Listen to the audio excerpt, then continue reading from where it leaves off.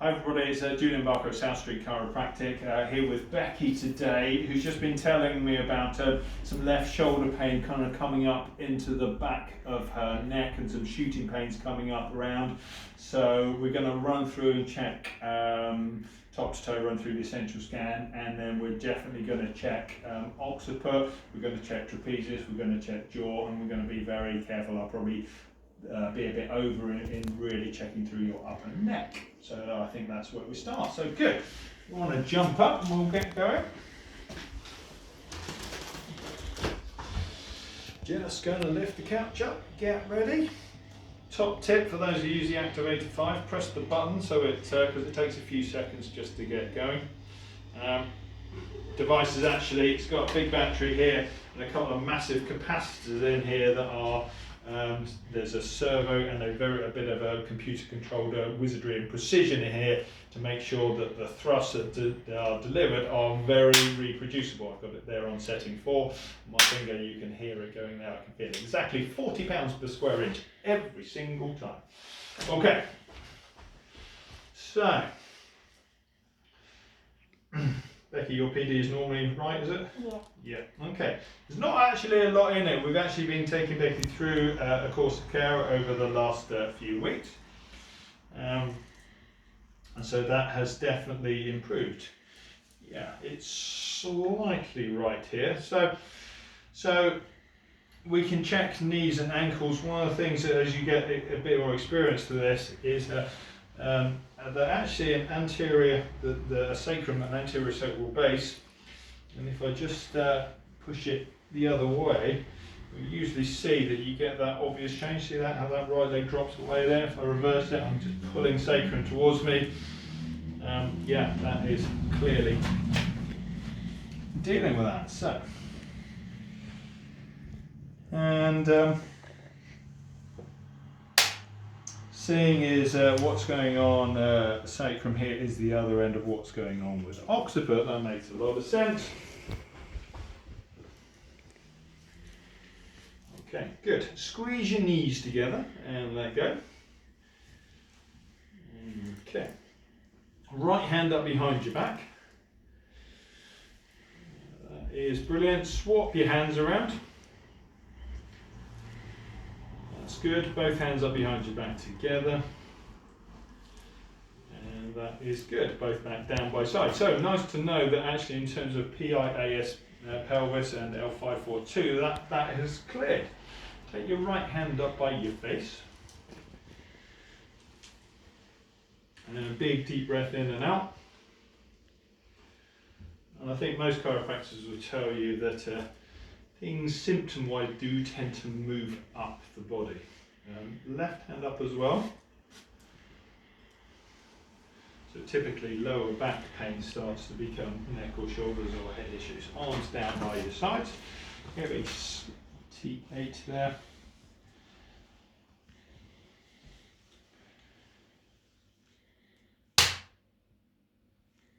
The pause at the end of the adjustment is super important.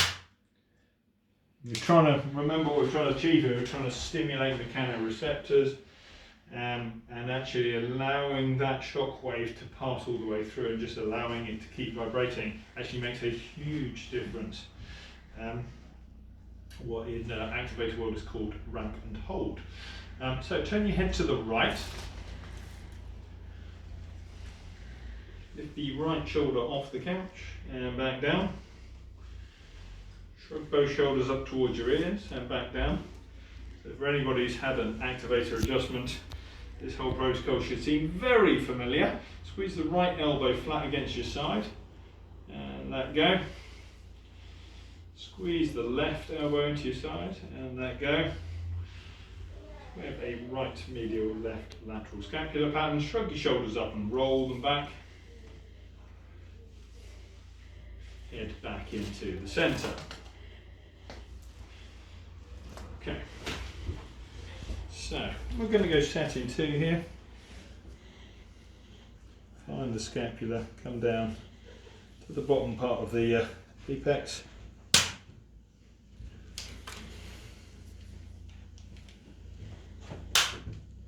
And in my experience, you typically, especially with right-handers, you tend to find right medial, left lateral tends to be the pattern. And if you find it the other way around, either they're a left-hander and you didn't know, or is a good indication that there's some kind of trauma. They might not have mentioned it. When you say, what's going on with your shoulders here? And actually adjusting, that's when they can remember what's happened. I fell over in the snow the other week.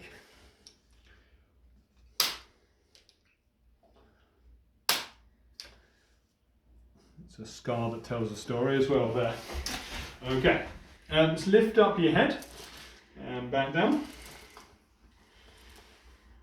Okay, can you feel start to go loose on the legs? Can you feel that? Yeah. Tuck your chin down to your chest and back to centre. Okay, tuck your chin down to your chest again, back to centre.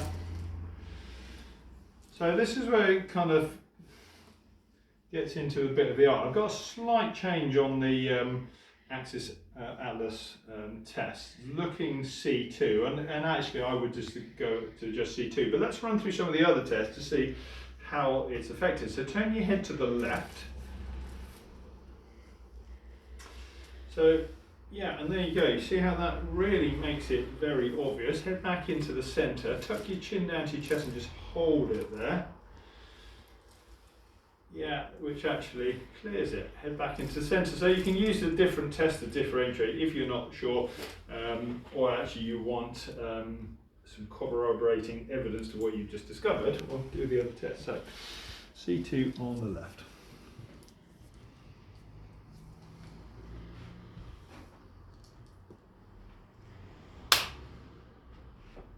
Make sure we get that pause there.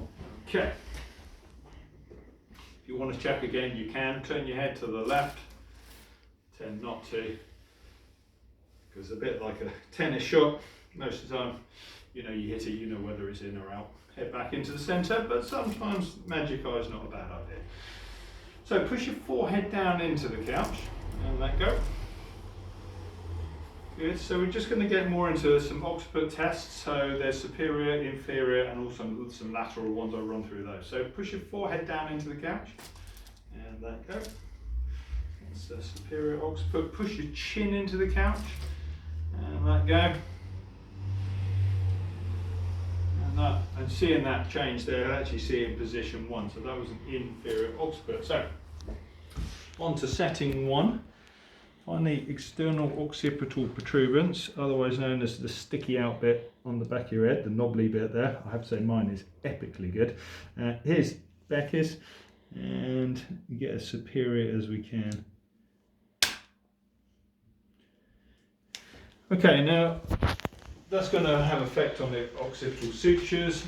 There is with the trapezius on the outside, and the membrane inside the skull, it's like a seesaw balance, and you're affecting that tension on the falx, on the tentorium, and that can definitely be, if that's under tension, it definitely generate head pain and headaches and all that kind of stuff that Becky was talking about.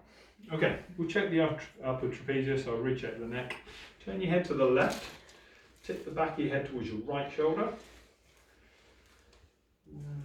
Okay, back to neutral, head in the middle. Turn your head to the right, tip the back of your head towards your left shoulder. And that is okay, head back into the centre. Turn your head to the right, look up top right corner. Look down at your right shoulder. And I'm not really getting anything there. Head back into the centre. Just bite your teeth together nice and hard and let go. And I would say everything there, we're done. So, good. So that's a little bit more detailed check on upper neck and occiput, and I shall see you next time.